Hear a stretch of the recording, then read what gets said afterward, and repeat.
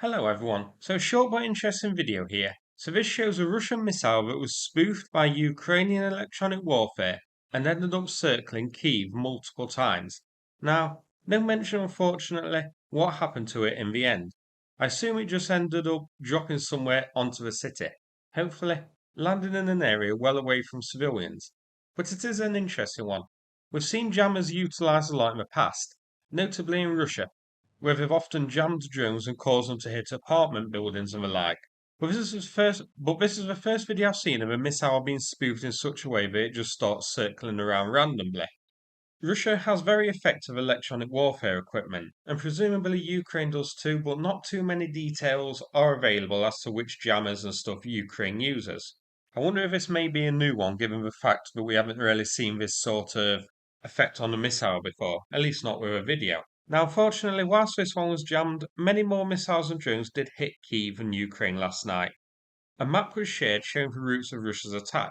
It has translated somewhat shoddily into English, so pink is jet drones, reddish is KH-191 cruise missiles, the other shade of pink is zircon anti-ship missiles, yellow is Shahed drones, green is KH-22 cruise missiles, and orange is ballistic missiles, so Iskanders.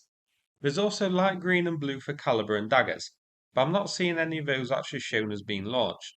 But this was a massive attack by Russia, hitting targets in Odessa, Dnipro, Kharkiv, Kyiv, Chernihiv, and many places more.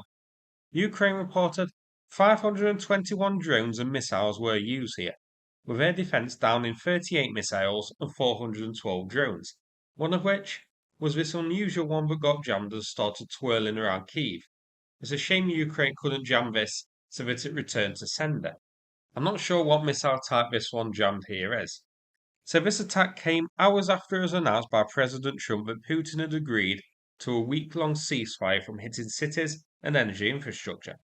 Now, there is a bit of confusion here, whether Trump was talking about the agreement that was due to expire on February the 1st, that Russia agreed to for a while, or whether this statement was supposed to be announcing a new ceasefire continuing for another week.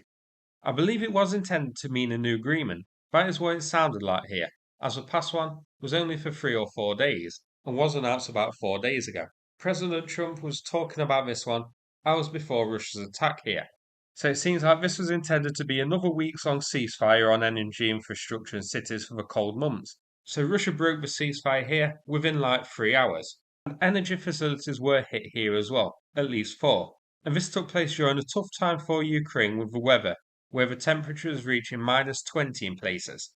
So this is basically just an attempt by Russia to kill Ukrainian civilians. And nobody should be surprised by that.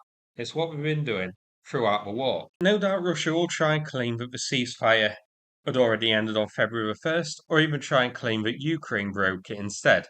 I guess it's very possible that Russia deliberately muddied the waters here, make it a bit confusing as to what was actually agreed, whether it was a ceasefire to end on February 1st or continue.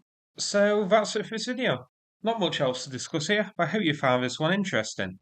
If so, please click like and subscribe. I'd appreciate it. Thanks so much and take care, everybody.